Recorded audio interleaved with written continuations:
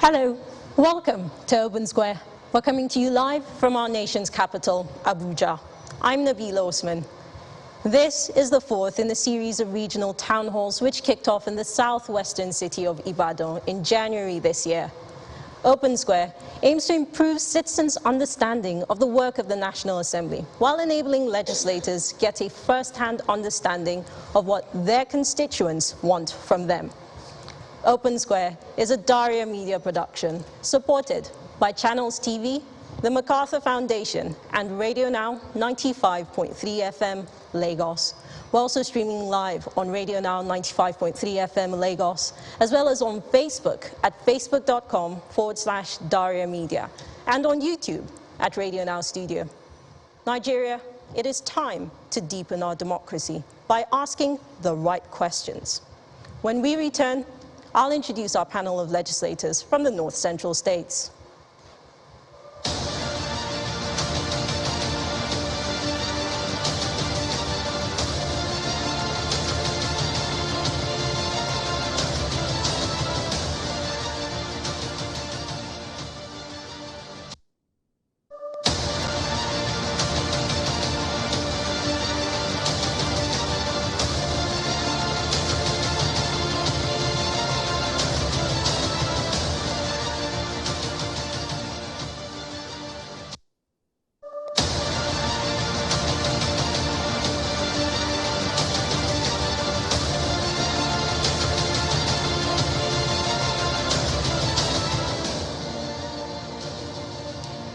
As we begin, it's important to let you know that invitations were sent out to all senators and representatives from the North Central states of Benue, Kogi, Kwara, Nasarawa, Niger, and Plateau. Here in the studio with us are Nigerians from states in the North Central region, ready to engage with their representatives. We're also joined on Zoom by participants in Makurdi, the Benue state capital, Ilorin, the Kwara state capital, and also the Niger state capital city of Minna. Thank you all for being here. Civil society will also weigh in on our discussions as we look for more ways to deepen our democracy. No town hall will be complete without a question and answer session between the people and their legislators. So we'll have time for that at different points during our conversation today. Thank you all for being here. And now I'll introduce our panel of legislators. We have here in the studio with us Honorable Mark Bila, who represents Gwe East, Gwe West Federal Constituency of Benue State. Welcome, Honorable. It's good to have you here. Thank you very much. We also have right next to him Senator Smart Adeyemi of Kogi West Senatorial District. Hello, Senator. Welcome. It's my pleasure. And right next to the senator is Honorable Dachong Bagos, who is representing Jos South, Jos East Federal Constituency of Plateau State. Welcome, Representative Bagos. Thank you. Good morning. And in a bit, we will be joined by Senator Yahaya Oloriegbe of Kwara State, representing Kwara Central Senatorial District. Before he joins us on stage, we'd like to issue an apology. Now, the senator would have been here on time. Unfortunately, due to production issues, we had to shift our timing, and that's why he's not here at the moment, but he'll be here with us shortly. To start off, in the studio here, we'll start by asking the question of what exactly your understanding of a legislator is. As you know, we have representatives here, constituents here from Plateau State, from Nasarawa, as well as Kogi State, and of course the FCT is well represented. You'll notice that there are two microphones, one right here and one to my right and to my left. All you need to do is walk up to that microphone. Please clearly state your name and your constituency and what state you're from. Then you can perhaps give us an idea of what you think that the National Assembly does for you when they represent you here in Abuja. So that's my first question to you, starting off with our members in the studio. What exactly do you think the National Assembly does? Perhaps we'll start with the question of whether you know who your representative is, whether it's in the House of Representatives or in the Senate. Would anyone like to give that a try? Right. We have a gentleman over here. Good morning, distinguished My name is Gomina Ebenezer, representing the Kogi Central. I want to believe the legislative is a representative of the constituents. They represent us in the National Assembly to put up our cases wherever there is need be, whether in the from the local government to the state level, in terms of maybe infrastructures or education or in healthcare services. Thank you. Thank you. We have a lady over here. Good morning, everyone. Good morning. I'm Grace Sani from FCT. For me, I think a legislator is someone who writes law and who passes law. Thank you. Right. Thank you very much. Well, there you have it. There's a brief understanding of what exactly our lawmakers do for us at the National Assembly. And perhaps I'll probably put to you, Honorable Bagos, as to, based on the answers that you heard in the studio, whether you think that there is any sort of misconception as to your job, your role at the House of Representatives.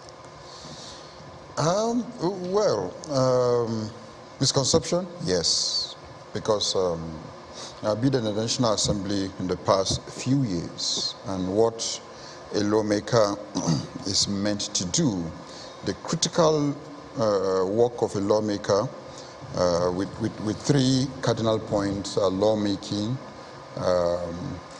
oversight, and constituency outreach. And 70% of the work of a legislator goes to lawmaking. When you make the laws, you make appropriation to various MDAs through budgetary appropriation and so on and so forth, then you go for oversight.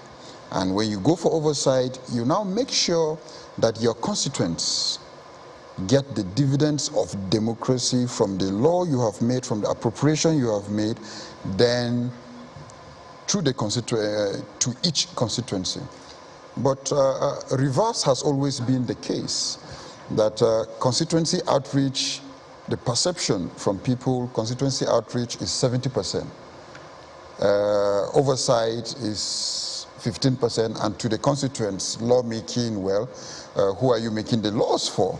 What constituents usually want to see is that you bring infrastructure, you bring empowerment, you pay school fees, you pay hospital bills, and all things that are directly beneficial to the constituents. But 70% of the role of a lawmaker, which is a lawmaking, if you like, go and do 1,000 bills and 1,000 laws, as long as those laws does not translate to food on the table, the constituents don't understand what you're doing. So that's the misconception and how constituents have seen the work of a legislator, because a legislator today, he is the governor, he is a local government chairman, he is a councillor. They believe once you're in the National Assembly, you're supposed to provide everything for them. The governor is in the state who's supposed to have provided health care, supposed to have provided education, supposed to have provided, make sure as a chief law officer, supposed to have make sure that the state is secured. They don't look at that. Right. It's who they can see on daily basis, and that's the person they channel their problems to. So I'd kind of like to pass the baton on to Senator Adeyemi, and I'm coming to you especially because while Honorable Bagos was responding, you seem to have a few reactions to what he said. So perhaps you can enlighten us, especially as you are representing, you're from the upper house, particularly what the difference is between the upper house and the lower house. Well, I listened to him attentively, and I agree with him to a very large extent of what he has said. Maybe I'll put it this way. My job as a senator is to ensure that there's justice, fairness, and equity in the nation. I have a responsibility as a serving senator to speak the mind of the people, to speak to the power that be, to speak about the needs and the aspiration of the people, to talk about the pains of the people, to equally let them have a feedback of what the people want. And that will take us to making laws. Laws that will ensure good governance, protection of human rights, and making sure that economic development of the nation is enhanced through those laws making. And of course, to equally expose corruption and all those things that could serve as obstacles, towards the overall development of the nation. We have a responsibility as legislators, as self-serving senators, to make sure that the laws we are making are those laws that will improve the well-being of the people, and talk about those pains of unemployment, insecurity. Basically, we should be the microphone of the people. We should speak what the people want to hear. Hear that we are saying about them, because those who have elected us, they held the view that we have the vantage position to speak on their behalf, and we must be courageous to speak about what they want us to say about their life, their standard of living, everything that affects them. Like he said, unfortunately in Nigeria, legislators are not judged by their performance as to how they advocate on their behalf. They want to see you provide those things that are exclusively the responsibility of the executive. Okay, as a legislator, people assume that you should be able to construct roads for them, you should be able to build houses, all those things. But maybe we are still at the TTIP level of democracy in Nigeria. A legislature basically is to make law and to work towards the well-being of the people and to speak to the power that be those things that are affecting the well-being of Nigerians. Well, much like what you've said, to be able to work towards the well-being of the people, you've got to understand what their expectations are of you. And I will come to the question of just how well you understand their expectations of you. But I'd like to throw it to the audience first. You've got your lawmakers here present, and we'd like to hear from you. I'm sure they would like to hear from you what you expect of them. Not what you think they do, but what you'd like of them. Right, we have a gentleman over there in that corner. You can walk up to the microphone. My name is Friday Agin Awudi, and I'm from Kogi East. This, I want to ask you, my Senator Smart Ademi. We have heard you, but the first question is, do you have a functional office in Kogi State? Because we often realize that what we have are just mere address in the space without people on ground. And if you have office in the state, how many requests do you have from your constituencies on regular basis? Perhaps per month, quarterly, and a year. And if they are now, where are the projects executed in the last 3 years till now, and what have you done to circum the environment? These same questions cover the entire Kogi State, because as a matter of fact, we are aware that there are constituency projects are supposed. When each job's out, we expect that the job that are done should be with address, not just listed on the newspaper that this XYZ have been done without an address. So my question is that, I hear you, and I'm actually quite interested in you getting the response to your questions, but particularly I'd like to know what exactly you expect. What do you want from your lawmaker? Yeah, what we expect from them, because the rest are not here now, is that we only want to see them on a regular basis. And that is why I say that if you have a functional office in Kogi State, right, how often or regularly do we receive requests from them on daily and on quarterly basis? That tells us that he is close to the people. Not when we get to the elections, we start seeing them asking for the electorate to vote them back into the power. And that is wrong, because we don't feel their impact in the state, and we don't see them. You can't assess them even in the National Assembly. They are hard to assess. But I tell you the truth, elections around the corner now. After the primary, I am assuring you that you don't need to call their number. They come direct to your house and knock on it. Thank you. All right. Thank you very much. Now, we will still take a few more responses from the audience in the studio. I'd like to say that, again, we do have remote locations in Ilorin, in Minna, and we've got one in Niger, we've got one in Kwara, and we've got one in Benue. So we've got one in Makurdi as well. We're going to come to you in a bit, so please prepare your questions. We're coming in a moment. Now, Senator Adeyemi. And I should respond. No, well, I don't want you to respond to specific questions. Okay. Maybe we re-anchor this back on the question that started this, which was the expectations. Yeah. So hearing what he said about expectations, do you think that you meet the needs of your people? Well, I'm not in doubt that to a very large extent, my constituents are happy with me. It would be wrong of me to say I have 100% support. Unfortunately, my brother who just spoke, is not from my constituency. You know. I represent Kogi West. And I can tell you that if not for this program, I should make my way to Lokoja.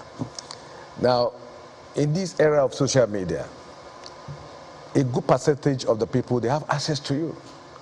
On a daily basis, I'm sure my colleagues will attest to it. There's none of us that will not receive up to 500 text messages and requests. Okay, but notwithstanding, I have a secretariat, Kogi West office in Kaba, the headquarters of my central districts, and I'm speaking on the live television. I have no reason to doubt. And my interest is that I have up to 600 people that I pay. I give them stipends on a monthly basis because I can't provide job for everybody. Right. So I have to have some of them on my payroll. Right. Okay.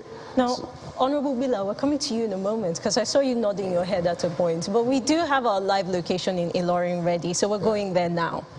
For you over in Ilorin, it's good to have you as part of the town hall today. The question remains the same. What are your expectations of your representative at the National Assembly?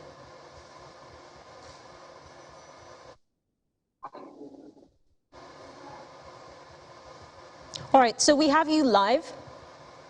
Can you speak?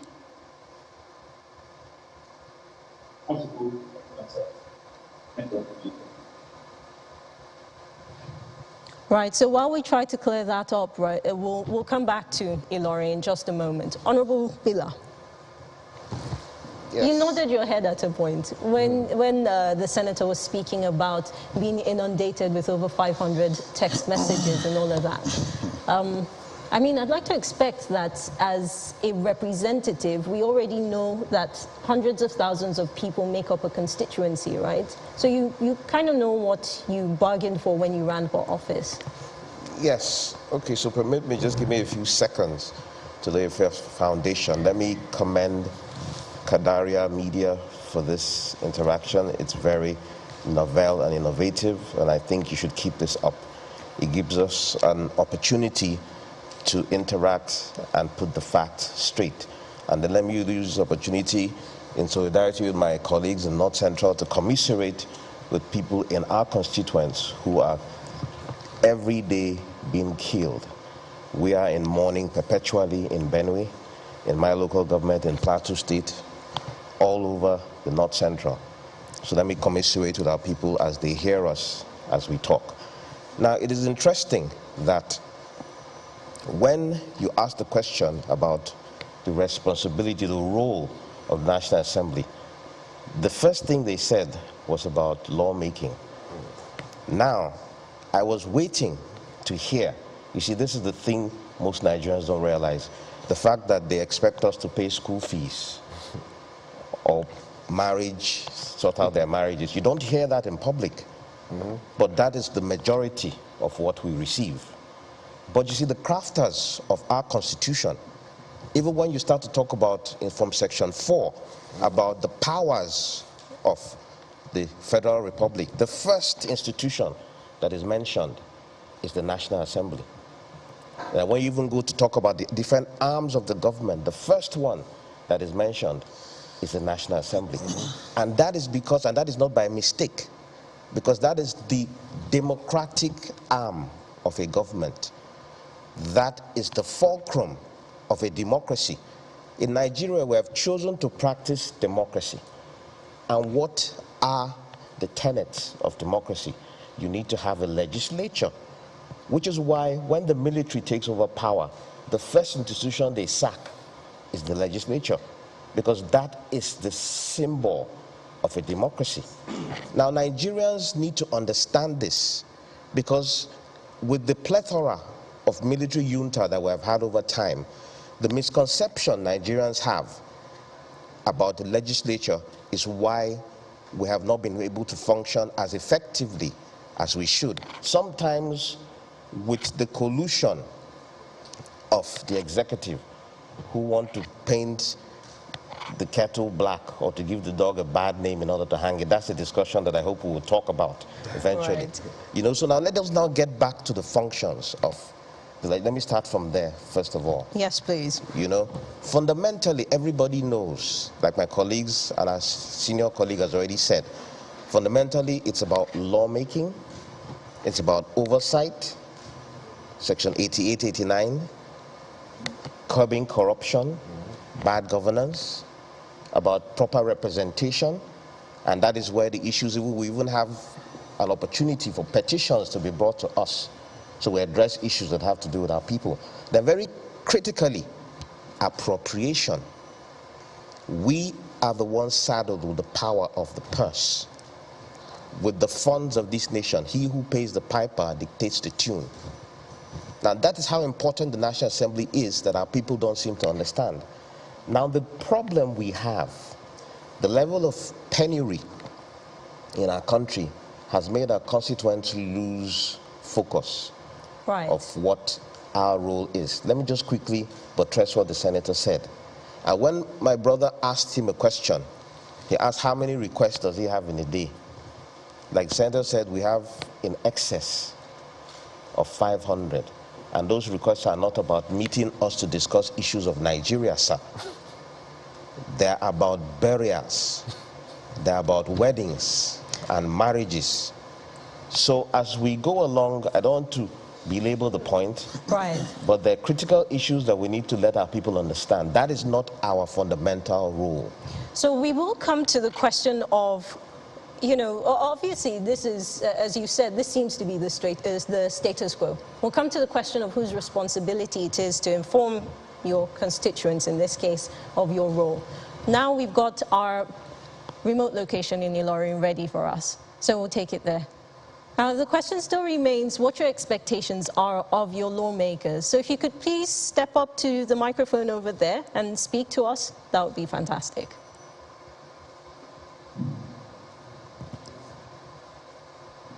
Please identify yourself, name and your constituency.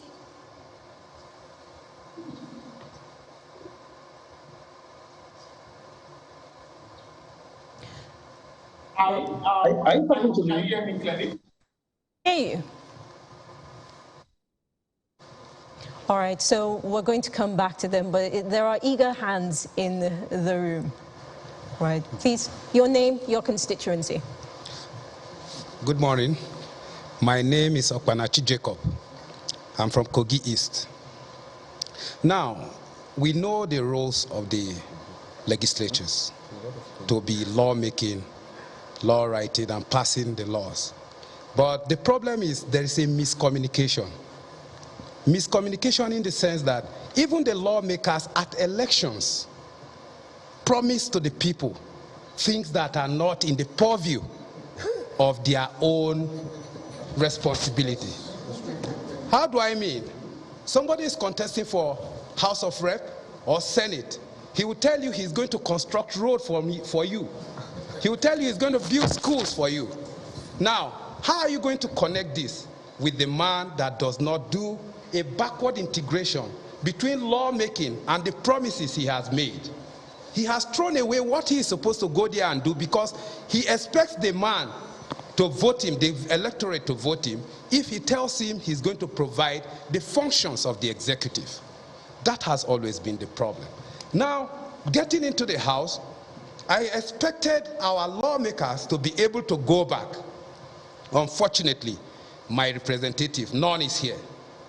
But I can boldly tell you that we rarely see them until times like this, penultimate days to election, and they come back with cosmetic approvals that are not in existence. One, you see them commissioning things that have been done.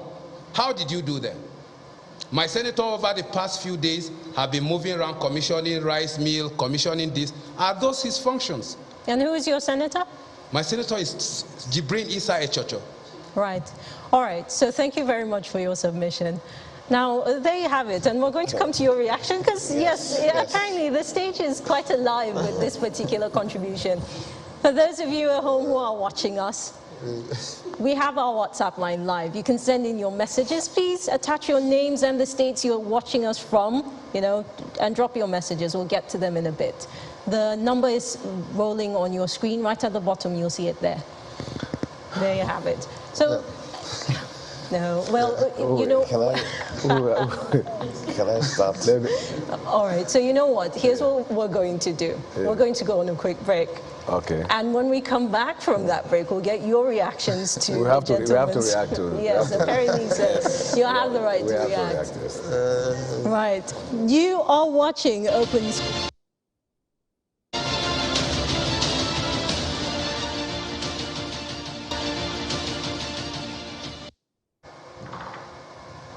Welcome back. You're still watching Open Square live on Channels TV as well as on Radio Now 95.3 FM Lagos on terrestrial and on our social media platforms.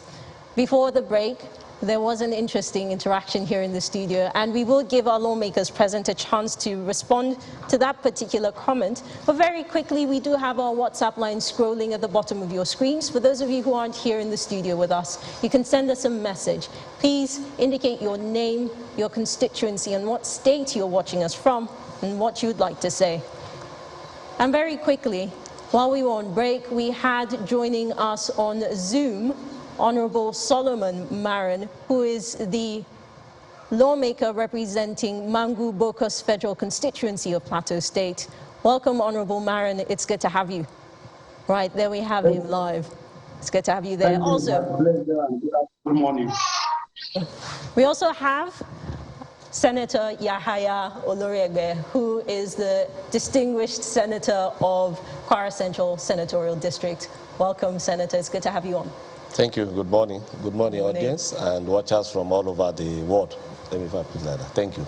Right. So just to bring you up to speed, right, just before the break, we had someone here in the studio basically talk about lawmakers who make promises that are not within their purview during campaign season. And we had an interesting reaction here on stage. We've agreed that we will start off, perhaps I'll start with you, Senator Adeyemi. Thank you. Yeah, everybody's excited to start off, but let's start with you, particularly because he's from your state, Kogi, not your district, but your state.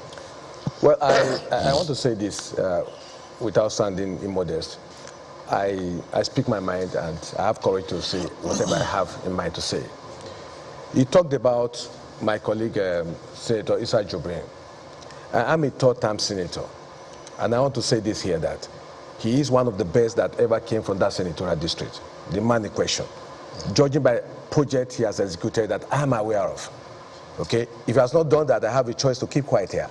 But Issa Jibrin happens to be one of the best senators ever from the east of Kogi State. Having said that, he talked about we going out of our purview.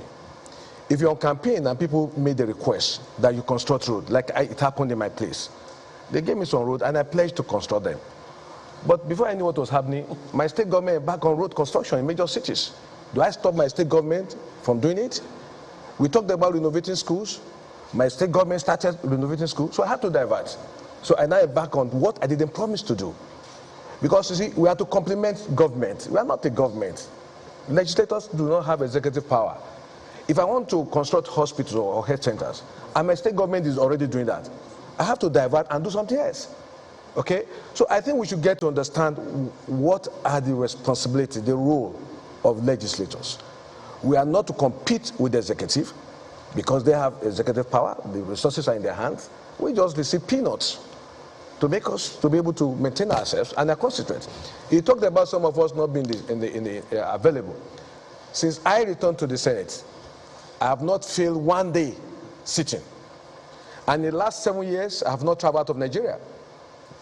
So you have a misconception that all legislators are there to look for money and to join in looting. I have not traveled out of Nigeria in the last 8 years, well, 7 or 8 years. So when you talk this way, you make some of us a bit. Senator, I'd like to put a question to you. Because it is wrong to condemn all of us. I hear you, Senator. But just very quickly, right, if this is a misconception like you say, I mean, we established in the beginning of this that your primary function is to make laws. Do you think that this misconception is, you know, sort of granted, considering that you are executing projects There's like nothing bad if we complement what the executives are doing. But we should not be held responsible that we must do certain things. Right. And if we pledge to get certain projects done and they are not done, it means it was not just possible. Because it pays us when projects are done, it becomes a credit to us. Okay? Unfortunately, in this country, people do not assess legislators by the content of what they give out. To them, the content must be project and money. Okay? But those who are in the vanguard of advocating for good governance at the risk of their life, nobody cares about them. Nobody talks about it. So we do have members of civil society in the room, and we'll come to them in a moment to get their reaction so far. But I'd like to come to you, Honorable Bagos, especially because when he was talking about lawmakers or campaigners, you know, promising things that essentially the executive should do, you were nodding in agreement. Yeah, because Nigerian politics, in the nutshell, because of the situation where we have found ourselves, and agreeing with what Senator Smart have said, that you find yourself during campaigns actually promising, because when you go out for campaign, what do you want me to do for you? And they keep on making a lot of demands. And unfortunately, because politicians are looking for the votes, they say yes. And the Nigerian political space have made politicians to overpromise. And when you overpromise, you kind of find yourself not meeting up to the demand. There are things that you might even say till during election, they will remind you that, do you know that during campaign you said so? And because it was during campaign, and you will start nodding your head where and how, and they can even bring out a tape that during so date you said so, because you were looking for votes. But again, it's still back to us, the legislators. In fairness to Nigerians, and even in fairness to the true nature of what democracy needs to stand for, you know, the Nigerian political space have caged democracy to the democracy of partisan.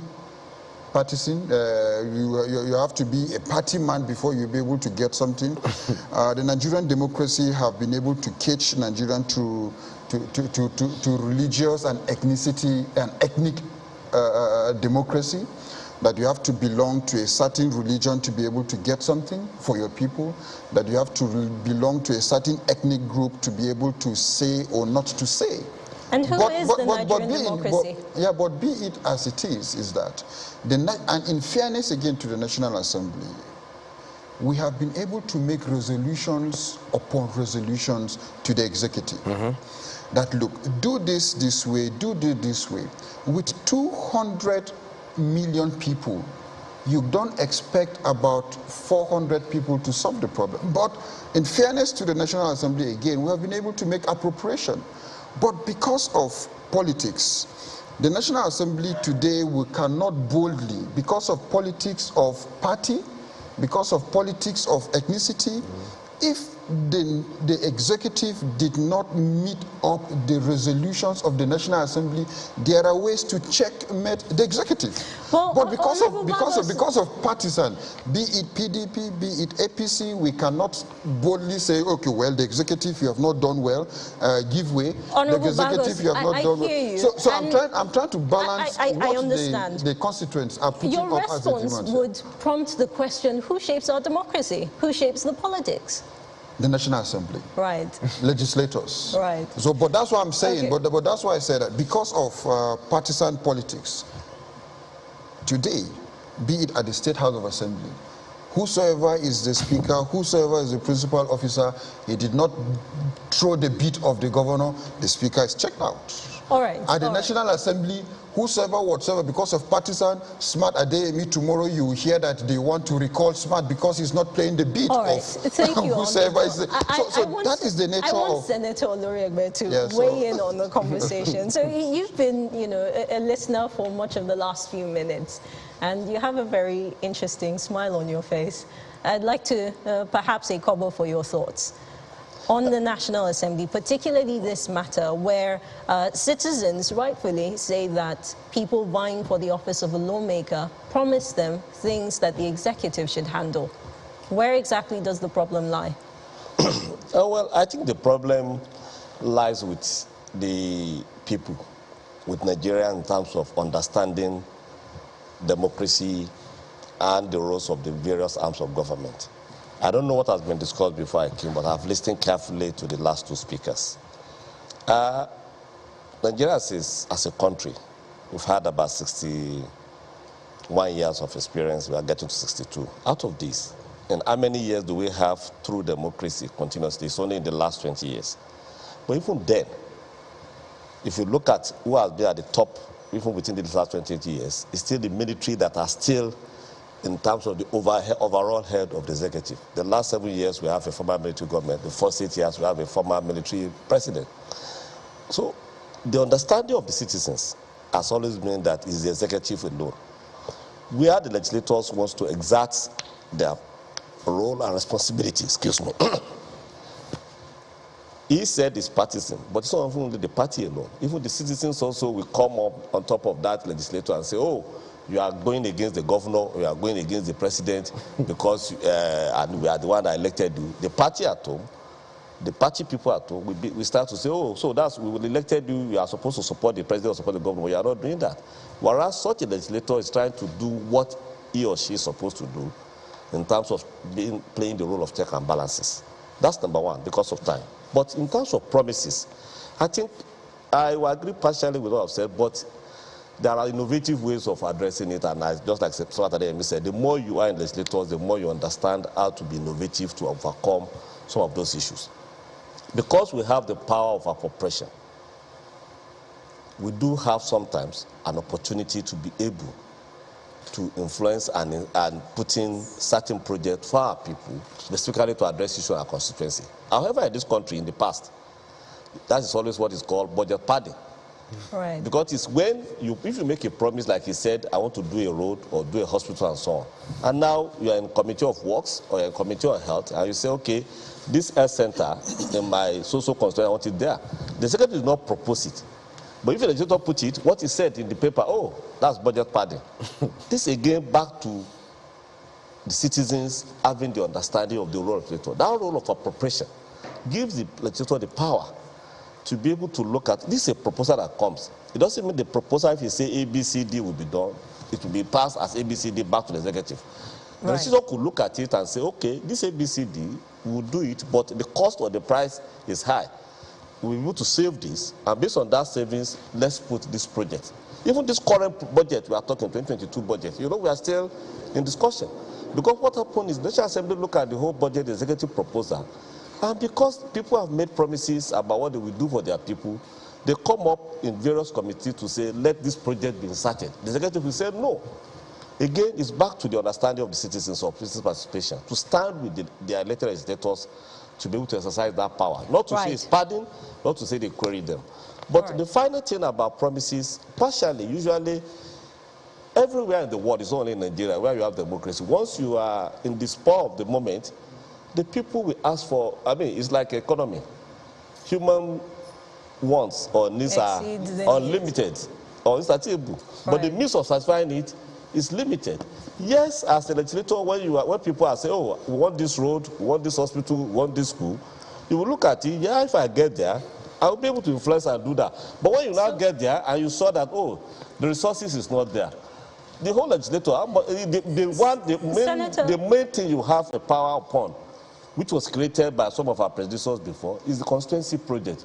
Right. And that one also, you don't execute. Senator, I'm going to interrupt you here because I don't want us to jump the gun. We're coming to constituency projects, and we'll get to that in just a moment. I'd like to come to Honorable Marin, who's on Zoom.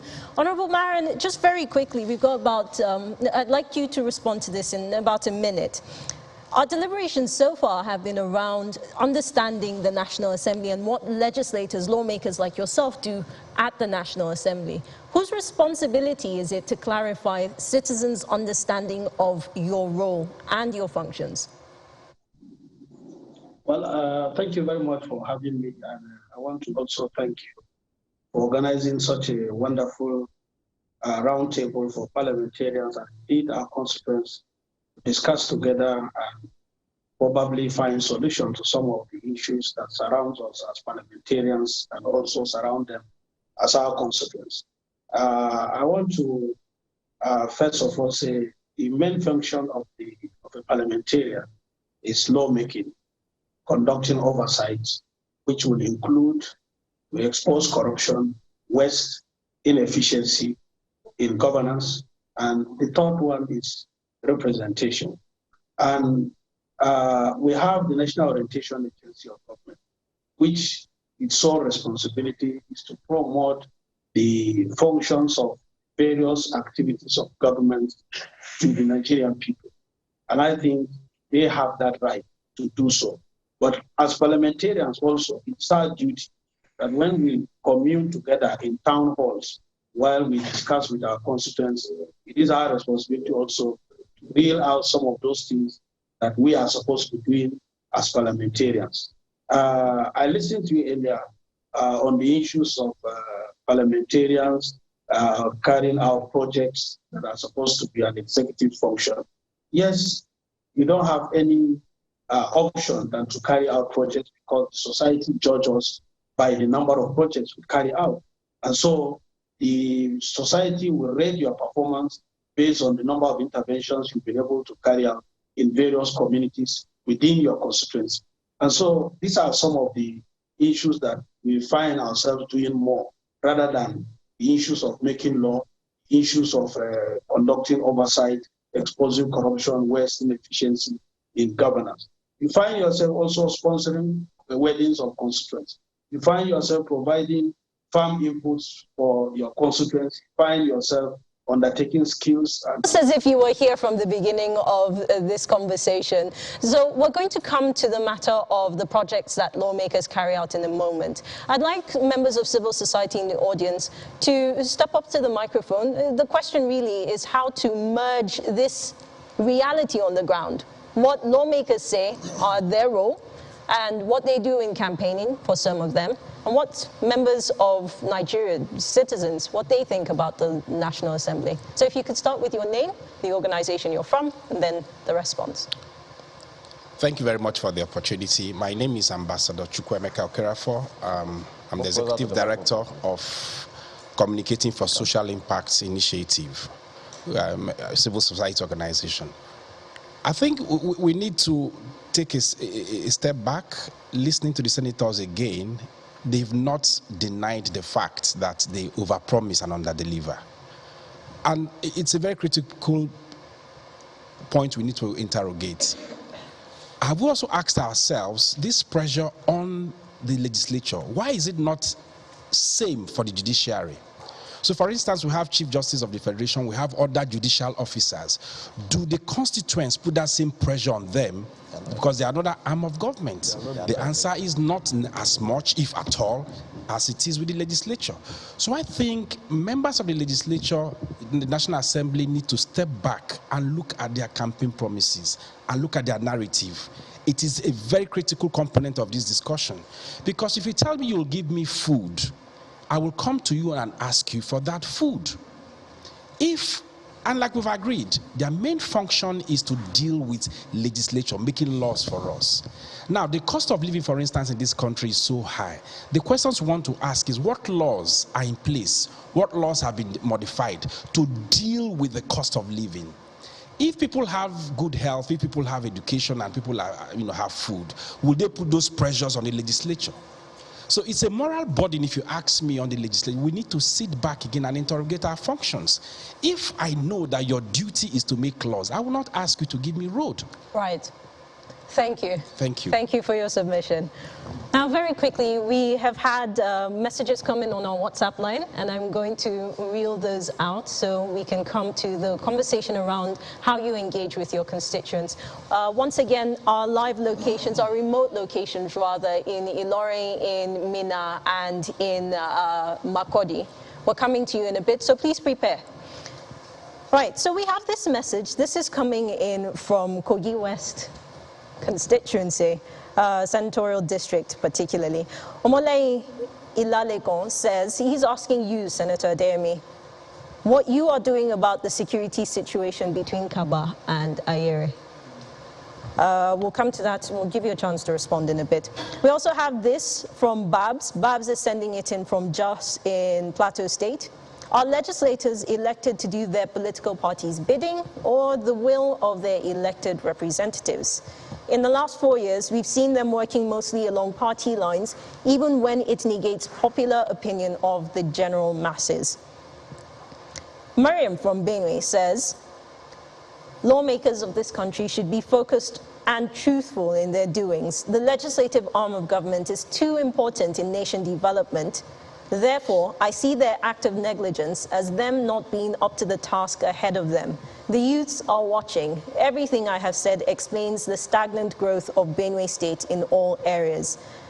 Right, so you know what, Honorable Willa, perhaps I'll start with you. This last response is from your state. Unfortunately, she didn't send her what constituency she's from, but there you have it. What do you think about this response? She says Benue State is stagnated and that lawmakers are not truthful.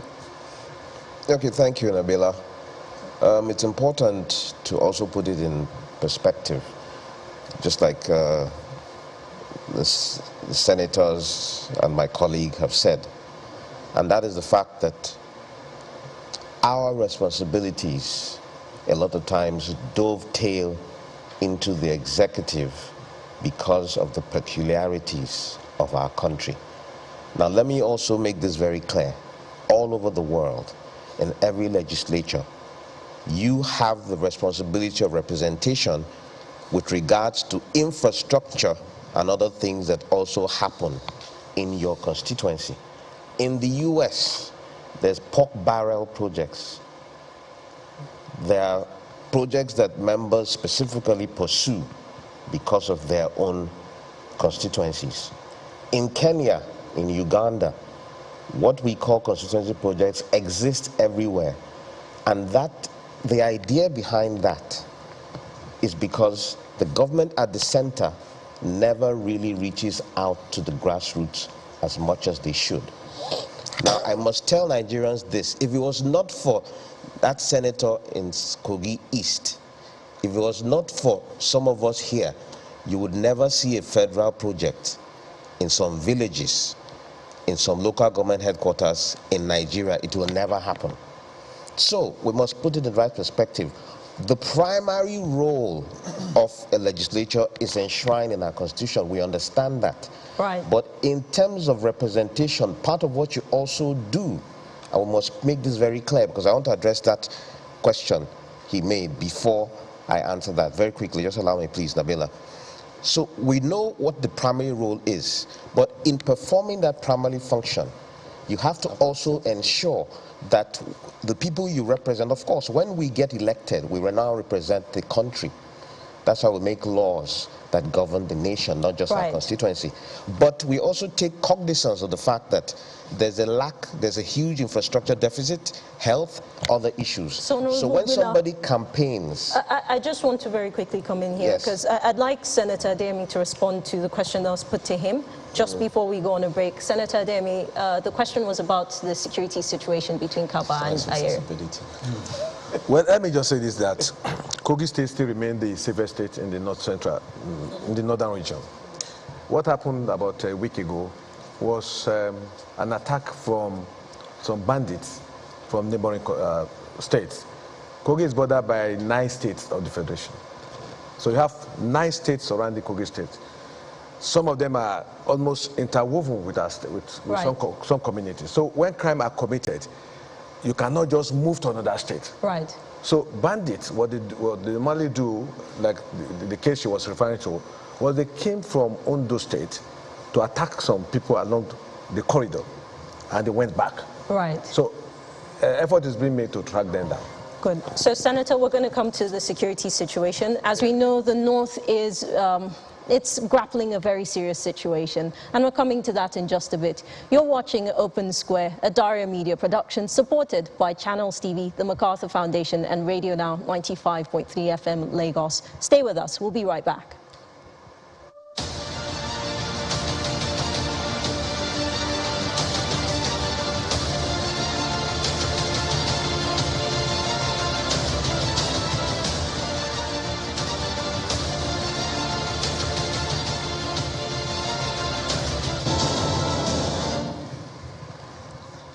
Welcome back. You're still watching Open Square, a Daria Media production supported by the MacArthur Foundation, Channels TV, and Radio Now 95.3 FM Lagos. We're specifically looking at the North Central region. On stage with me are lawmakers from across states of the North Central. We also have Honorable Solomon Maran, who's joining us on Zoom, and we've got live locations in Ilorin, in Makurdi, and in Minna. It's been a robust conversation so far, and we're going to try to take it a little deeper. So far, there have already been hints around constituency projects. There have been hints around, well, your relationship with the executive in particular. At this point, I'd actually like for members of the studio audience to engage. Right. Good. So there you have it. We're coming to you in the studio. I know that earlier there were quite a few hands up. Some of you would still like to engage. Just very quickly, the microphone is right there. Your name, your constituency, your state, please. I'm Honorable Taiwo Ojo Nathaniel from Kogi State and precisely Kogi West, former House member at lower level. I want to direct good questions, I think in me, to my senators. I think poverty that have resulted from high unemployment, economic meltdown. What are you people doing towards this to be able to bring in people? Because all what my colleagues have been speaking since bore down on unemployment. Otherwise, I will not see a single constituent from Kogi West where Senator Smart Adeyemi brought in, sponsor a bill that is bringing us a law campus that will change the commerce of the entire area. Somebody will still sit down somewhere to ask for 10 naira, 2 kobo, 1 naira, and still say it's not doing anything. I just put that way. So I want them to key into how do we get this unemployment, the poverty that is eating deep. I left office 7 years ago. I'm still paying bills. Right. Because I need to pay. Thank you for your submission. I've served them before, and I'm still here, and I'm not serving them anymore, but I need to pay bills. Thank you for your so submission. Please, senators. We'll come to that in a moment. Let's go to Ilorin, where our remote audience is ready to engage. Just very quickly, please step up to the microphone. Your name, your constituency, and then you can put forth your submission. We're going to Minna, pardon me. This is in Niger State.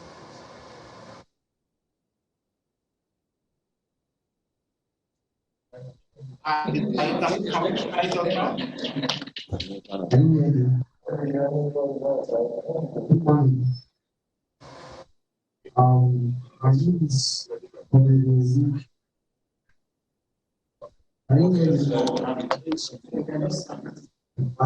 is from State. I'm from Niger East Central District. First of all, my observation on the submission of the legislation is, first of all, the man from Benue State, specifically in Black, I don't know his name, where he made mention that status are not expected to speak peace or dowry or weddings. But the question here I want to ask is, whenever it is time for election, we give them 5 motorcycles tricycles and cars distributing to people most of their lives. So where is that money coming from? If they cannot pay school fees, where is the money coming from? And of course, all of them have been emphasizing on their duties as legislators, is just to make law, is just to make law, is just to make law. But we are seeing them buying properties here and there. So if the responsibility is just to make laws, where is that money coming from? And we are seeing our politicians living a extravagant lifestyle, spending public funds, and that's why the demand will always be coming. On the issue of insecurity that we're going to go over to Makurdi now. We've got someone who's ready to give their submission in Makurdi, Benue State. So again, please, your name, your constituency, and then you can speak. Okay, my name is Oliver, Comrade Oliver Awa. I am from Kwande Ushongu Federal Constituency and Benue Northeast Senatorial District. My representative for House of Rep is Bob Tio, and the senator representing my senatorial district is Honorable Gabriel Suswam. Now, my questions would be, one, as it affects my particular constituency and generally Nigeria at large, I have observed that most successive legislators abandon constituency projects that were initiated by their predecessors. In Kwande Ushongu, for instance, Abudu Lesse Dam project, water dam project, has been abandoned by successive legislators, and it is of so importance to the public good of the area because it was meant to provide potable water for the entire Lesse town and provide dry season irrigation farming that will boost the economic power of the constituents in the catchment area. It has been abandoned. Why do we go on this trajectory? Second, I want to also know from our legislators, thank God we are all from North Central, and they are all here represented. I am aware that the federal government has established Northeast Development Commission that is taking care of the areas that have been ravaged in the Northeast. But the North Central Development Commission has not come on board. Is it that the representatives from the North Central are so ineffective and cannot lobby and have no influence on this government that the North Central Development Commission has not been put in place when there is so much insecurity in the North Central and IDPs scattered all over the North Central? Do you want me to believe you are effective as representatives? All right. So we're going to take one more contribution from the studio and then we'll carry on. Okay. We'll continue the conversation. Please go ahead. Your name, your constituency, your state. My name is Dr. Temitope Shijuade Kayode. I'm from Okun West. I'm the Secretary General of Kogi Young Professional Network. The thing is, the primary duty of the legislator is to make laws and provide oversight functions for social justice, development, and the progress of Nigeria. I hope a time will come in our democracy where we'll see a legislative arm who will put the interest of the people over party interest. My question is, we are ravaged with so much security challenges right now in Nigeria, and the truth is, Kogi is not safe. My question is it possible for our legislators to take urgent security steps by making laws in establishing community vigilantes and security outfits that can synergize with other neighboring states, such as Benue? We've seen how responsive the security outfits established by Ondo State and Motekun, how effective they are. So we want to ask, can our legislators please make laws to establish security outfits and community vigilantes that can synergize and work together to nip this menace in the bud? Thank you. All right. Yeah. Yes, Senator Oloriegbe. There are an array of issues that have been raised. I will just probably select one or two so I allow my colleagues to contribute. One, security. This National Assembly, particularly the Senate, 3/4 of our time in terms of debates, in terms of resolutions, in terms of even special conferences to be able to have decisions and come up with ideas, and in terms of resource allocation, has been on security. Virtually there is no week where there will be no issues to be discussed about security and decisions are taken. Unlike what people have said, we know we are elected for, if you talk about good governance and welfare starts from, you can't have any welfare without security, without health, without education. So the security, we took it. In the budget so far from 2019 up to now, security arms of the executive had the highest. In fact, in the 2021 budget, the National Assembly had to do a special supplementary budget of almost R1 trillion, almost 900 billion naira, specially allocated for security without any check or anything, to be able to allow security agencies to acquire new ammunition, to get welfare and motivation for security agencies. So the National Assembly is doing everything possible to be able to get the country secured. Also, if you look at it, if the constitutional review that is being processed, the issue just raised by the young lady regarding how do we get states, regional and the state having more responsibility on security, it's already been taken care of. I recall when the last IG was to be appointed, when it came to the Senate, for about 1-2 hours, we engaged him on community policing and the structure, and specifically there's a whole recommendation of the Senate on what needs to be done about community policing, and he gave us what they have to do, and we gave resources.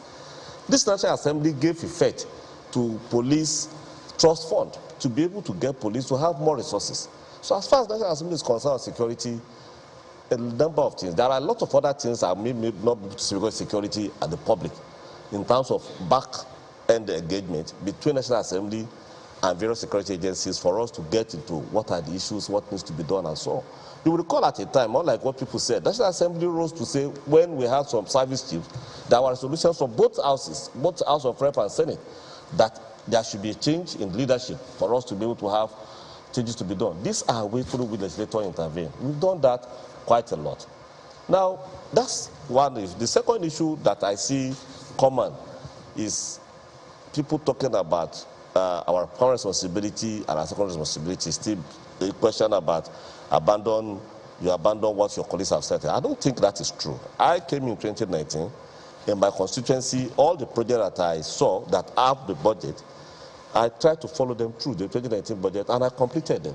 So Senator, I'd like to take you back just a bit, right, to the point you made about the resolutions. It seems that obviously the National Assembly is doing work. So where is the gap? What's missing between the work you are doing and citizens actually seeing the result? I think, you see, as we said, ours is to be able to give the executive the required materials for them to execute. Resolutions are recommendations, are advice based on opinions of members and investigation conducted through oversight. It is for the executive to carry it out. Right. And then that is where, when you talk about the gaps, the second thing is that we give resources. The resources are given. It's the executive that we have to make the release and do procurement and do the purchase and make the payment. Some of these are within the power of the executive, and that's one where we say you have a president, is a president and commander-in-chief. That's two titles. The commander-in-chief part of it is that it commands the whole security agencies of the country. Right. So the gaps may be in that particular respect. But I think the Nigerian security issue also, we have to look at it from a global perspective. And when I say global perspective, that's why I said it's not all issues that are supposed to be, that can be discussed in the open. The global perspective is that the whole of West African region and even African region, we have huge challenges, which is coming down to us. What happened in Libya? What happened in Mali? What happened in Guinea? It's really, I mean, the whole of what we call the Sahara. We have a lot of small arms, small weapons that are coming in and so on and so forth. So, then Senator, the economic meltdown, this guy said, the economic meltdown is not only peculiar to Nigeria, right. It's about global and it's having effect. Senator, your responses, they beg the question of how much security has changed the role of a lawmaker in Nigeria in present day. Because at least the security challenges we face right now, they can be tracked for the last 10, 12 years. And in some cases, if you track the history, you go even further back. But 10, 12 years, this is what? About 2 legislative cycles, right? I'd like to put this question to Honorable Marin. To what extent would you say security has changed your job as a lawmaker in Nigeria?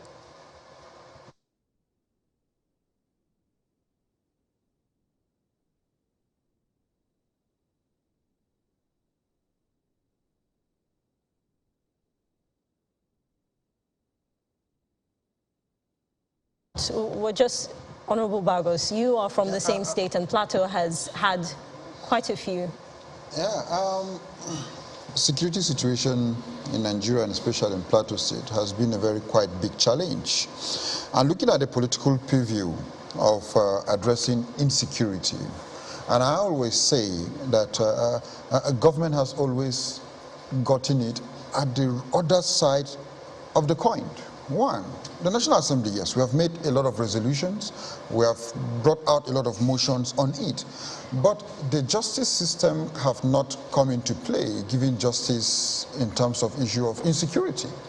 As of today, you cannot find who is in jail or who has been taken to prison as a result of insecurity in Nigeria, despite the amount of money that has been appropriated by the National Assembly. Secondly, what form of technology has been deployed to address insecurity in Nigeria? We're in the 21st century, for Christ's sake, and we address the issue of insecurity as if we're still in a martial war. Basically, 80% of how developed countries address the issue of insecurity in their various countries is technology. That a train can be attacked and no helicopter, no geolocation that can be tracked, and with National Assembly we have given money for all that. And in the justice system as well, because of the partisan role of politics, since democracy in Nigeria, no president has ever been impeached as a result of bad governance. No governor, if governor has even been impeached, is as a result of maybe because he's not playing the role and the party beat of the. And but whose not fault because, would you say that is? Yeah, and not because, and that's why I say because of partisan politics. Right. Because of partisan politics, heads have not been rolled at various levels, be it the president, be it the minister, be it whosoever is in charge of the. Nobody is in jail, and on moral ground. In developed country, on moral ground, because of insecurity, president or governor or minister on moral ground will resign that, look, these issues are beyond me, so I've resigned, even on moral ground. But because of partisan politics, religion, and ethnicity, like I said, we don't. And again, coming to development and infrastructure, for Christ's sake, 200 million people. Our appropriation at the National Assembly, you have personnel costs taking the junk part of appropriation, that is employment, addressing the issue of my former honorable member from Kogi, in the sense that we cannot address the issue of unemployment and other vices if we don't industrialize Nigeria to be able to cater for 200 million people. But we are here on a daily basis receiving CVs from our constituents to be employed in government. Right. Government in a year cannot take more than 500 people, but in my constituency I can give you CVs of more than 1,000 to 2,000 people. Right. So unless the executive start looking at the table that look, how can we cater for these 200 million people by industrialization? Not just by, so a lot of issues need to be looked upon and on the table.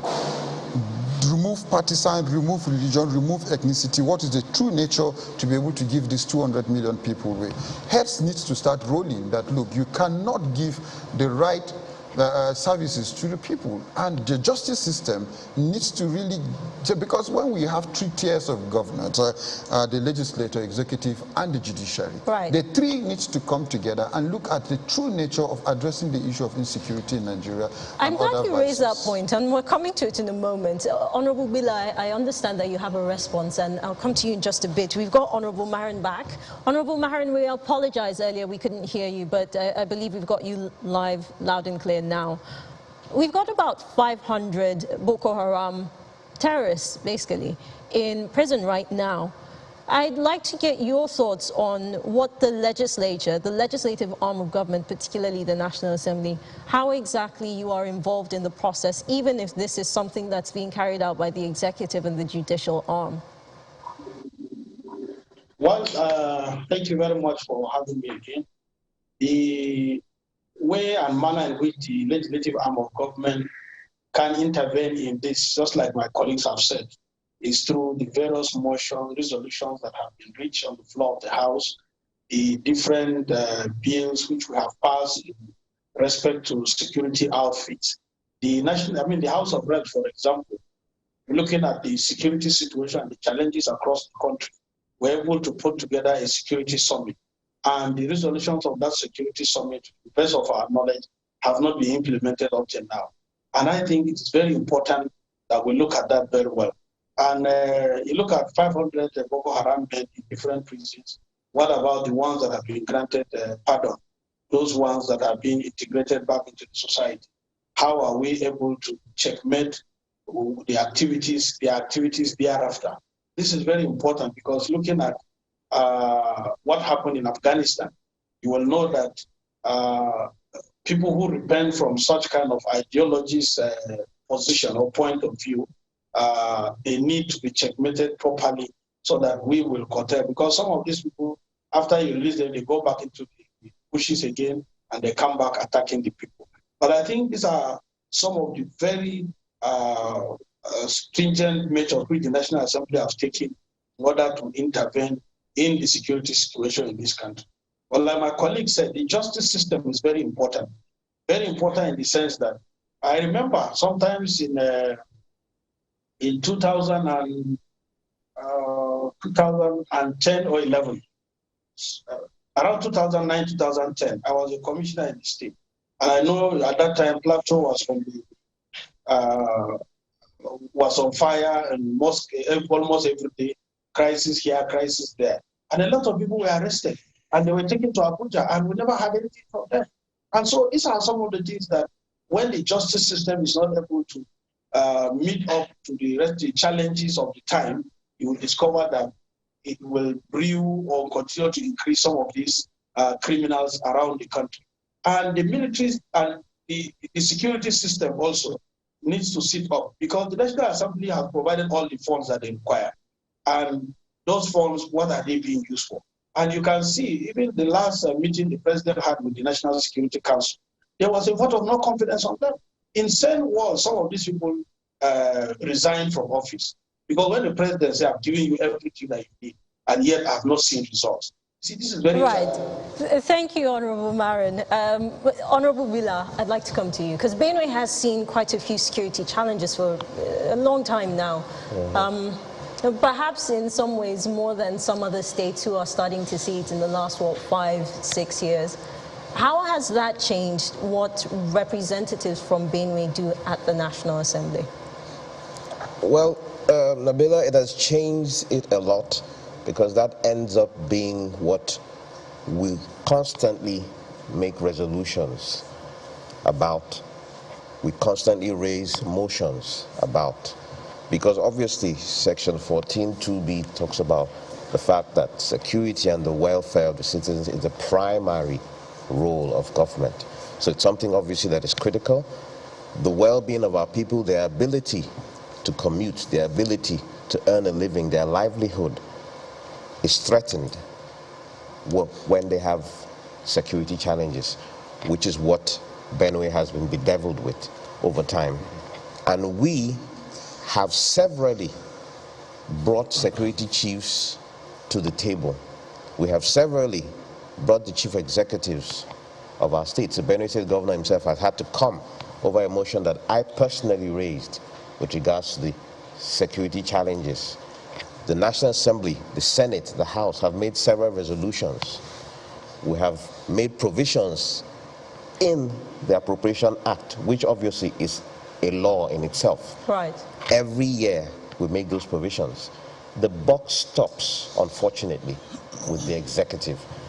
That is the nature of our Constitution. That's why there's a clamor, there's a clarion call for state police. Right. And that is what we, as a legislature, are also looking at for the interest of our people. How do we make that happen? But we need the cooperation of the people. Somebody said something about the states. That's why you see there's a concurrent and an exclusive list. There's a limit to what we can do with regards to constitutional powers. Well, the states too need to now provide legislation like Benue State has done, an act now empowering. Right. Honorable Willa, you know, hearing you, it seems like this is something that's been on for a while, the process of the resolutions, the suggestions that you make to the executive, and of course recently the matter of state police, particularly since Amotekun was put together. This was what, January last year, so it's been an interesting national conversation. I do have to ask, is it time to approach things differently? If the result is the same and the approach seems to have been the same. Yes, so it is obviously time to do so. That's what my colleague has alluded to. And let me commend Senator Adeyemi. He's one of those who likes to speak truth to power, even though he's in the ruling party. It is time for us to do things different, and that's what some of us have been calling for, trying to get the support of our colleagues. If we need to take action based on powers that we already have in the Constitution, we should do so, regardless of partisan affiliation. And that means we need to start to hold the executive accountable, start to take those actions. I personally believe that we can even stop certain agencies from getting funds if we do not see commensurate action on their part. Somebody said something, let me quickly answer that. Not central. We've got to go on break. Not Central Development We'll be Commission. right back, Honorable. Okay. And there you have it, our lawmakers discussing security. Stay with us, we're going on a break. We'll be right back.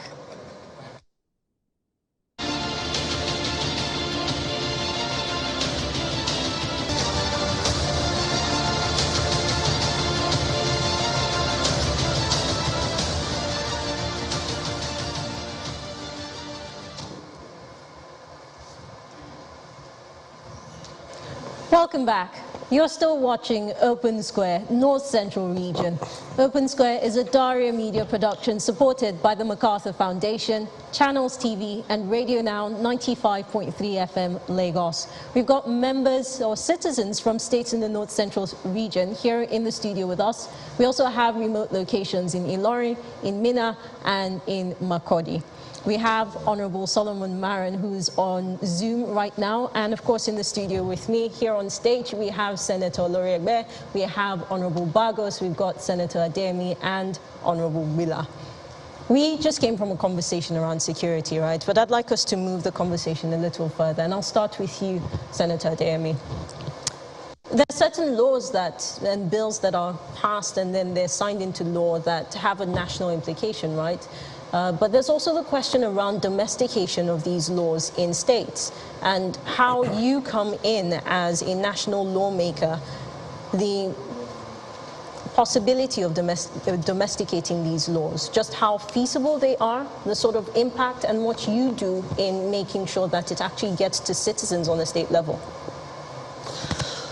Well, I must tell you this, that if you ask me what form of government is Nigeria running, is it a federal system of government we're running or a unitary system of government?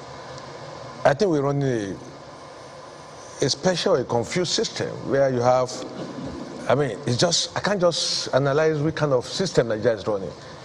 People tell me Nigeria is a federation. But you see, we have very conflicting issues as to whether it is truly a federal system of government, is it a federation or a unitary system of government? I think that's one fundamental issue that must be resolved in this country. Today, people want certain laws at the federal level to be applicable to state. Yes, there are some of them that can when you talk about some constitutional amendments, but when you talk about bills, for instance, I sponsored the bill on rent in Abuja, in FCT. And people ask me, why don't you make it a national bill? I say, no, we cannot impose rent collection in states.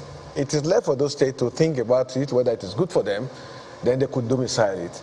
Okay, so it is an issue that is a bit confusing and complex as to how you're going to get states to domicile some of the bills. Except those of them, those bills that are probably having some international support and backing, you know. When you talk about the child rights, for instance, it was compelling for some states to domicile them. Now, when our women were demonstrating, asking for 30%, is that 35% affirmative action? I smile because even in the National Assembly, even in the Senate, there are senators who said for certain reasons, they're not going to support it. Right. Okay? It could be on the basis of religion, it could be on the basis of their perception. So some of these issues Nigerians tend to ignore as if they don't exist. Now, the solution is that we must decide as a nation as to whether we want to run a truly federal system of government or we want to continue to be marching and pushing ourselves until the kingdom comes.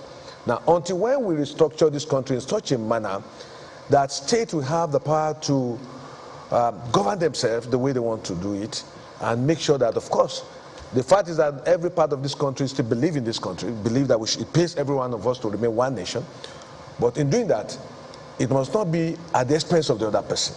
There must be justice, fairness, and equity on one hand. On the other hand, certain laws that are applicable that could be implemented in Lagos may not be implemented in Kano, in Kogi, or in Abia State. So you see, our norms and values could be a strength for us as a nation. But being that as it may, we should not ignore that we are a very diverse people. Okay? What I don't eat could be food for you. Now, you will not compel me to take what is going to be a poison for my system because my nature will not take it. So these are some of the complex problems confronting this nation. You talk about state police. There are some people who don't believe in state police. I have been a member of the Senate Committee on the Review of the Constitution. There are people who told me that their state government said they are not ready for a state police. Now, I told them my governor is running a vigilante, which has helped us. At the time in Kogi State, terrorists were manufacturing bombs in Kogi State. In fact, in my state, my local government, they were manufacturing bombs in Kogi. But today, it's a past tense. You have people who come in once a while, hit the state, and get out of the state. Okay? But again, if every state is to police, the governors are to police their state the way my state government has policed Kogi, now we're not going to have that attack. So what I'm saying in essence is that we must appreciate that we're a complex nation, and in appreciating that, we must equally ensure that states have enormous power to safeguard the well-being of their people. There are people who hold the view that they don't want state police, okay? And there are people in the executive who are opposed to state police. Well, Senator, I'd have to ask you about, I mean, there have been several committees, if you like, that have looked at restructuring Nigeria. Currently, of course, with the constitutional review, that in itself is restructuring, right? Yeah. There's the RFI committee report that was passed, and they took quite a while, you know, got views from multiple people from different sectors, different parts of the country. Can you tell us what exactly happened there? What was the issue? Don't forget that once the National Assembly concludes assignment on review of Constitution, by constitutional provision, it has to go to the 36 states, House of Assembly. And when it gets there, you know, some governors are like landlords. They tell the House of Assembly what they want them to do, either to accept or to trade out. Now, there are quite a number of some of these bills, amendments that are having problems at the state level.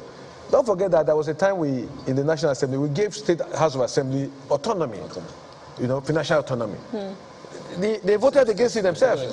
The people said, no, we don't want. We want to still remain under our government. So these are the issues.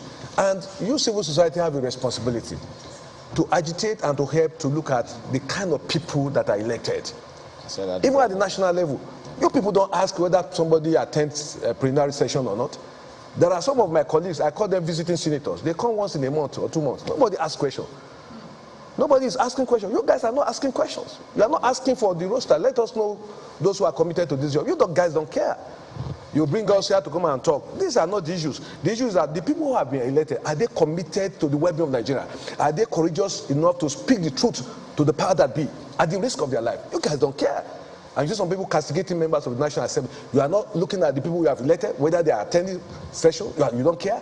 Whether they are passing bill, you don't care. Whether they are contributing, you don't care. There are some people who will not talk, they just keep quiet.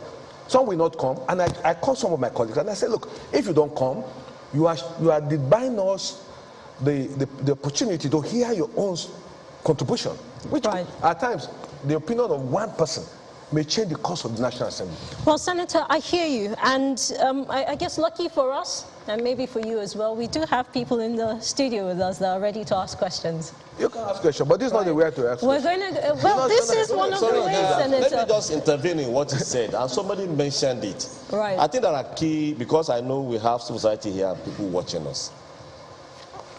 One of the key things that citizens don't use is that when they elect legislators, what should be the base benchmark of assessing the performance of a legislator? Unfortunately, we are going to election year now. You see what people will be saying, oh, this legislator don't give me money. Yes, naira. It doesn't give me naira, or it doesn't come. Yeah. I do tell people, that just like he said also, I've never missed, this function I came to, I just traveled in this morning. Yes. But because I'm committed, because I take it as it's a full job, it's a full-time job.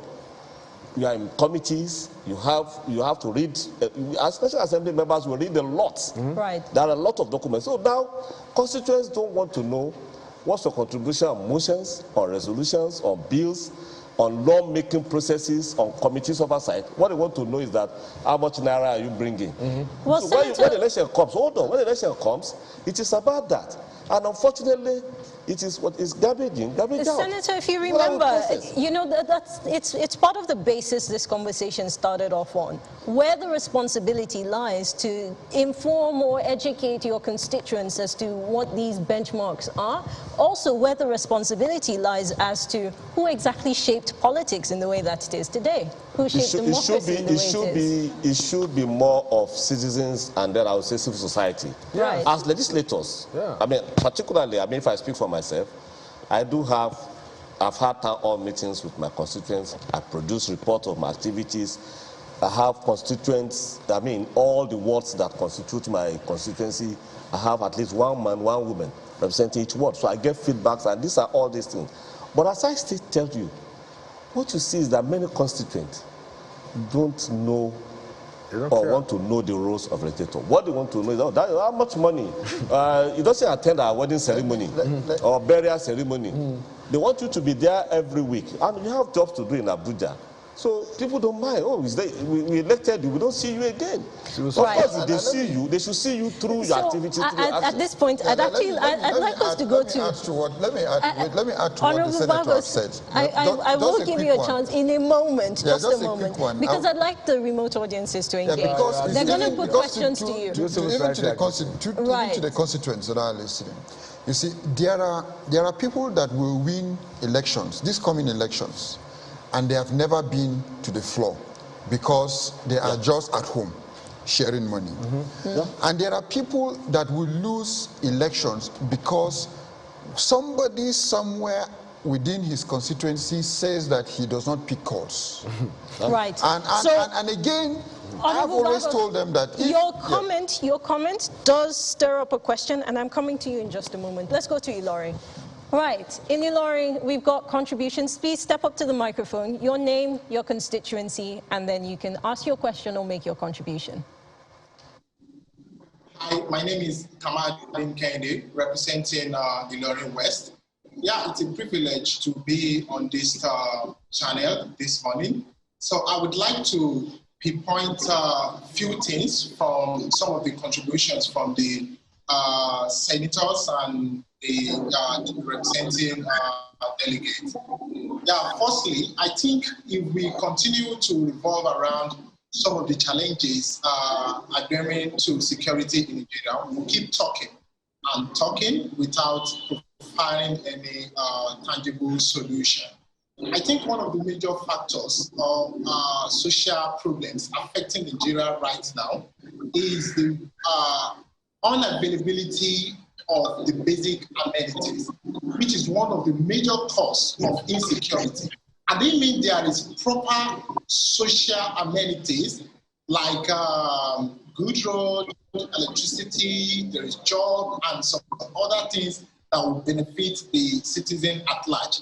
I think there will be a drastic reduction in insecurity in Nigeria. And looking from the statistics, I think about 70% of the arms or illegal arms coming from different countries comes directly to Nigeria.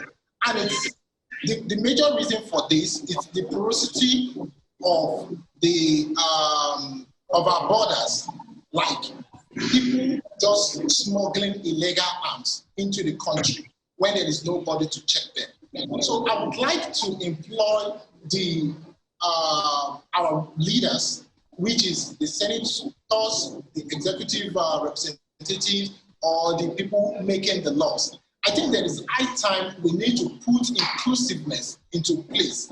Instead of us thinking of my major role is to stay in Abuja, my major role is to be in so. It's our responsibility to ensure that a certain law is passed and the citizens are able, or those people executing the law, it gets beneath the citizen. You must feel the impact. It's not just the senator. That is Ilori. We're going to go to Makurdi now in Benue State. Please, your name, your constituency, and then you can make your contribution. Thank you very much for this opportunity. I am Eje Onyejochi Emmanuel. I'm from Otukpo Imini, from Makurdi, Benue State. My question goes thus. One of the powers of the legislative is to monitor the activities and excesses of the executive, yes? The executive has so far in the area of security and economy has failed abysmally, deserving impeachment. But none of such powers has been exercised to the detriment of the nation and its constituents at large. Am I right to say our legislators have failed us, or are they working at trying to resolve this issue? Thank you. Someone in particular you'd like to present this question to? Pardon? There's someone in particular you would like to present this question to? All of the legislators are open to actually talk about this issue because it borders on everybody that is a Nigerian as we speak. Benue State, since it's mostly on the front burner of insecurity. All right. Well, Senator Demi, you have the floor. I think I want to disagree with him. Exactly. There's the vision of separation of powers. Legislators are to make laws, formulate economic policies that will help to create jobs, create wealth. We don't prepare the budget. The budget is being prepared by the executive. Although I've had cause to advocate for a reform of our budgeting system in such a manner that let us look at a democratic budgeting system where the various components will present to the executive at the center their needs and their aspiration. Apart from those issues that affect the well-being of our nation and the economic development of Nigeria. Today, the budgeting we have is that of expenditures, no job creation, no wealth creation, okay? People talk about unemployment. It is not the responsibility of legislators to create jobs. Ours is to look at the budget, and when you tamper with it, they label us that we have padded it, we have padded the budget. Now, the question is, how do you prepare a budget without making provision for wealth creation? How do you prepare a budget that is not talking about economic recovery? Looking at, look, let me give you an example. Does it make sense for anybody to defend our continuously importing PMS when we have crude oil? Does it make sense for us to be importing steel when we have iron and steel complex here lying down? Well, Senator, now, just a minute. You Civil society, Senator, I'm coming there. You civil question, society, you have failed the nation yourself. Senator, it is not. It's not the legislators. You people have failed the nation because those areas that you are supposed to talk about, you are not talking about them. You now allow them to be hitting us that we have not done our job. Our job is to look at what is presented to us. You civil society have a responsibility to look at the system and criticize it in such a manner that it will help to governance and economic development of our at nation. this point, I'd actually like us to recenter the question, yes, the conversation back. I'll go with Honorable Willa first, because yes, please. Love to come. Because the question was around accountability, and we all know in democracy checks and balances. So you do have a check of the executive as one of your responsibilities. What happens there? Specifically, what he said was about impeachment if there is bad governance. Now, that is an issue we have already alluded to here. My colleague Bargos has said so. Even the distinguished senator from Kwara has said so. Leadership selection. What kind of people are you electing that can stand and speak truth to power? It is long overdue for us as a legislators who have initiated the process of impeachment, because I might be made to sound partisan or whatever, but even Nigerians themselves know they are not getting what they voted for. There are issues all over the country. The security situation has collapsed. In Benue State, we have had to be resorting to self-help. We have created a community guard, an act of the state, but at the federal level, the federal government is failing. The institutions of government at the federal level are failing to observe and enforce constitutionally enacted laws in terms of anti-open grazing that has been enacted. These are all collective failures of this government. So how do you, as a lawmaker, check them? We have processes of impeachment, and this is something some of us have tried to initiate, but the whole partisan divide, the whole religious situation is always an impediment. Right. And that is where we have a problem consciously as a country. I have to regards to. Very quickly, Senator Leregwe. We do respect a partisan answer. Right. And I think I can't sit down here and just allow that to go. I think the guy raising the issue about impeachment doesn't get there. Legislators, we could say we have three arms of government, but we have one responsibility, which is to get good governance for Nigerians. There's check and balances, but you have to be able to see whether through your checks there are obvious gaps that require you to go to the extreme arm of, say, you want to impeach. I don't think it's up to that. Right. The issue of economy that he's talking about, there are a lot of interactions that has happened between us and the executive. Nigeria went into recession not because of mismanagement of the economy. It's because of international issues and factors. We had COVID, where we are a mono economy, where we are not able to sell anything. But we are able to come up together, both executives and the legislators, to see how we got out of this. And we refinance and refund the economy. Two, let me explain. We passed the PIB bill together. That's a critical issue in Nigeria now. And the PIB ought to deregulate the PMS sector. But can that be taken by anybody, for God's sake? It is anybody talking about partisanship. If you take that, it is with... So, Senator, there would be the question of the same act right now, we're in contravention of that same act. There's a conversation around... No, but that's because when you make law, and you see that your what party you want to frustrated do there, is committing suicide, because citizens cannot, with all what we have. Senator, I'd like us to get a contribution from the What I'm saying is this. Senator, we're running out of time. The answer is that we have not gotten to the situation.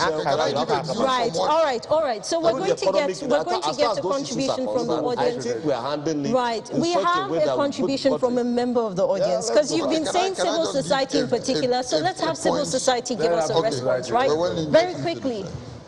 Very quickly, we have a member of civil society in particular, civil society. Yeah, I'm both a representative of the Constituent and also a civil society actor. Can you speak loud, Could you speak up, please?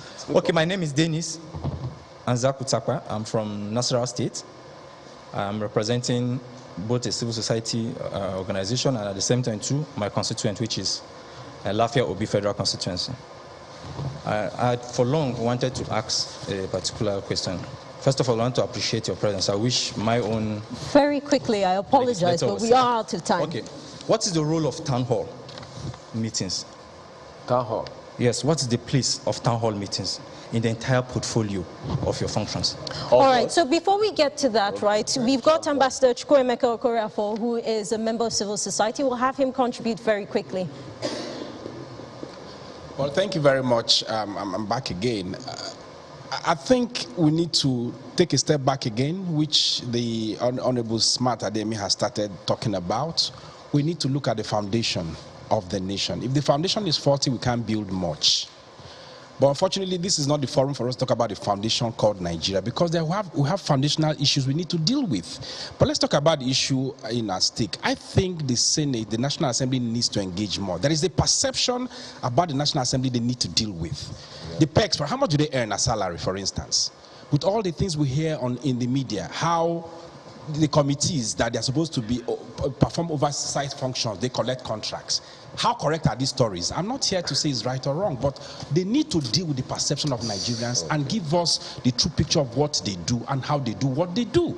Nigerians don't have this information.